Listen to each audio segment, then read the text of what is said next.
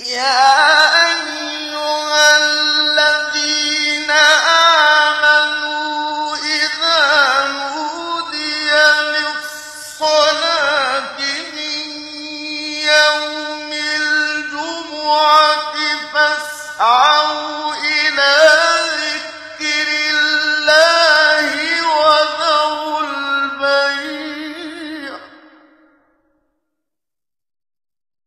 ذلكم خير لكم إن كنتم تعلمون فإذا قضيت الصلاة فانتشروا في الأرض وابتغوا من فضل الله واذكروا الله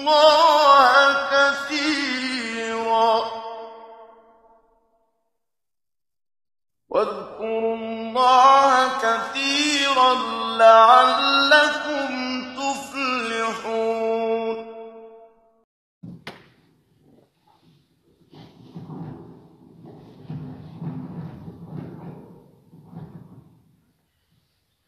Au nom de Dieu, le clément, le miséricordieux par essence et par excellence, que la paix et la bénédiction de Dieu soient sur lui ainsi que sa famille, ses compagnons. Chers frères et sœurs, je vous salue avec le salut de l'islam. Et le salut de l'islam, salam alaykum wa rahmatullah. Nous avons évoqué la semaine dernière la patience, la constance, l'endurance et toutes ces formes de patience. Aujourd'hui, on va essayer d'élucider un autre thème qui est en relation extrême avec la patience, c'est l'épreuve, c'est l'examen, c'est les tests que Allah subhanahu wa ta'ala il a envoyé à tous ses serviteurs. C'est pas quelque chose là, chaque croyant est soumis à des épreuves au cours de sa vie. Nous parlerons ici des épreuves qui sont une réelle miséricorde. En fait, quand quelqu'un il est touché par une épreuve, il croit que Allah subhanahu wa ta'ala il l'a maudit et qu'il est puni, etc. Alors que c'est une réelle miséricorde qu'Allah subhanahu wa ta'ala il nous envoie afin de nous permettre de nous élever, de réformer, de nous questionner, de revoir si nous sommes dans la bonne voie rectiligne ou sommes en dehors. Et la vie ici-bas, c'est un champ d'épreuve, c'est un champ d'examen, de test pour s'élever et s'évoluer. Ces épreuves ils peuvent être immenses et difficiles. L'exemple des prophètes de Dieu qui sont les plus proches des créatures par rapport à Allah subhanahu wa ta'ala, ils étaient éprouvés. On va donner des exemples. Mais ce sujet, il mérite plus de sermons. On va limiter à des flashs pour raison de temps. En réalité, ils sont loin d'être comparables d'un croyant à un autre. Chaque croyant, Allah, il l'a éprouvé avec une épreuve en fonction de ses capacités, de ses moyens pour faire face à ces épreuves. Car il connaît ses serviteurs. Allah, subhanahu wa ta'ala, il connaît tous ses serviteurs et chaque serviteur, quand il prétend dire que moi je suis croyant, j'ai la foi, Allah subhanahu wa ta'ala, il va l'éprouver, l'examiner, le déranger pour voir sa foi, comment en est-il. Mais Dieu adapte les épreuves en fonction de la capacité de chacun, de par son immense miséricorde. Allah subhanahu wa ta'ala, il prouve pour... C'est comme, si vous voulez, il va sortir le meilleur en nous. Et le musulman et la musulmane, il doit faire un bilan de conscience. Est-ce qu'il croit que les épreuves, c'est une punition ou c'est la nature de la vie ici-bas? Et que la récompense de Dieu, il sera à l'au-delà.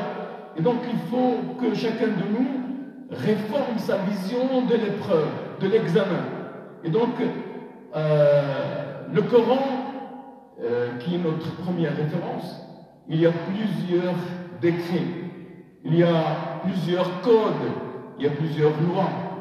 Et dans le Coran, Allah subhanahu wa ta'ala, il nous a donné des récits prophétiques. Et dans des récits prophétiques, on va donner quelques exemples de prophètes qui ont été éprouvés d'une façon extrême, mais qui va avec la capacité et les moyens de chaque prophète et de chaque croyant.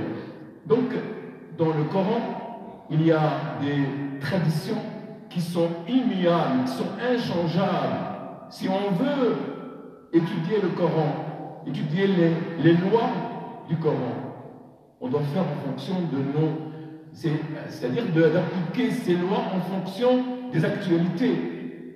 On va être dans un bonheur, on va être dans une réjouissance ici-bas et à l'au-delà. C'est le vrai bonheur. Et donc, Allah subhanahu wa ta'ala, il dit dans le Coran, béni soit celui dans la main de qui il a la royauté, et il est omnipotent, celui qui a créé la mort et la vie, afin de vous éprouver et de savoir qui de vous est le meilleur en œuvre, et c'est lui le puissant, le pardonneur. Donc Allah subhanahu wa ta'ala, il a dit à nous de voir et d'accepter ces épreuves, mais il ne faut pas résigner et rentrer dans une dépression, mais au contraire, on doit s'armer de patience.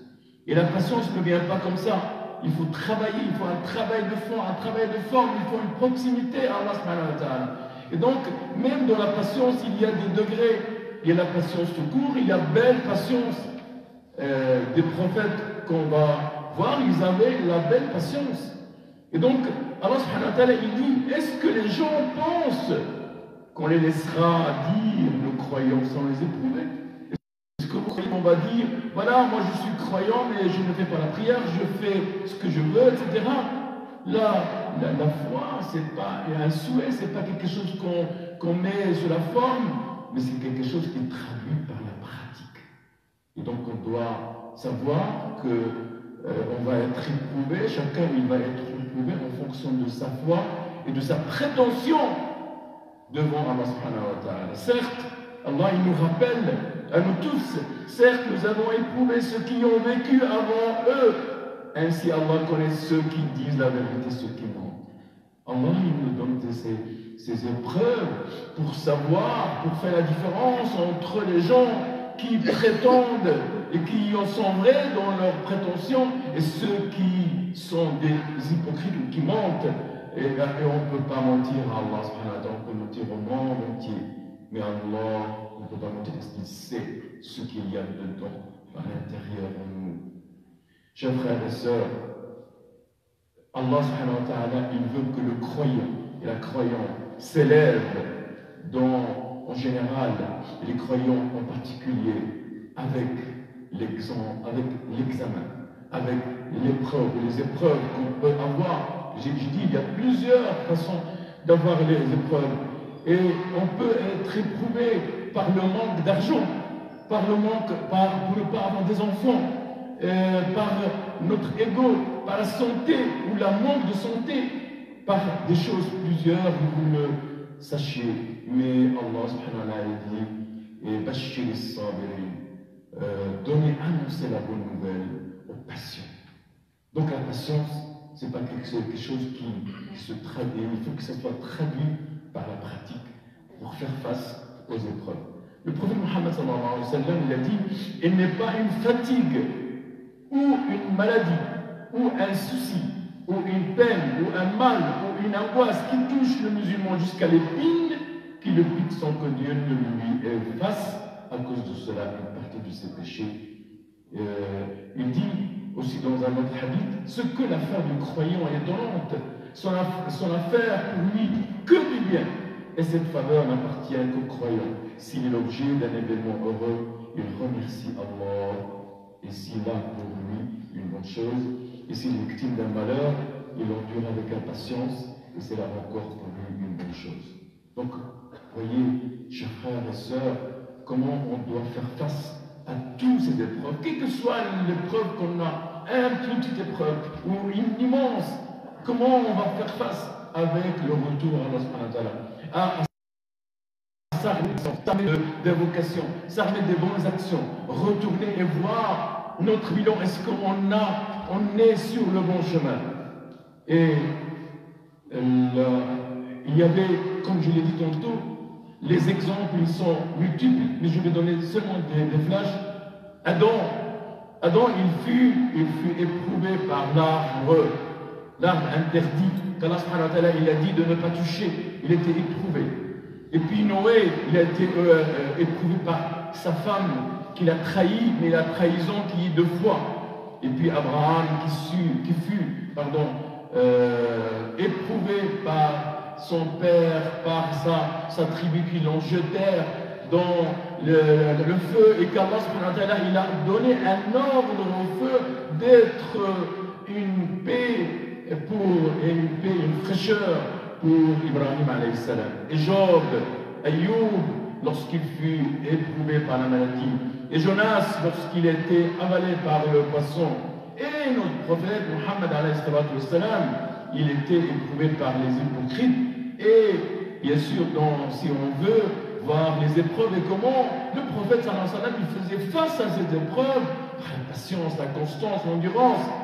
Et nous invoquons Allah subhanahu wa ta'ala qui nous protège, qu'on soit parmi les patients, les endurants, les constants, et qu'Allah subhanahu wa ta'ala il va nous enlever cette pandémie, cette épreuve qui est une épreuve qui est très dure pour l'humanité, pas seulement pour les musulmans. Wa astaghfirullah li wa lakum wa li jami'il muslimin.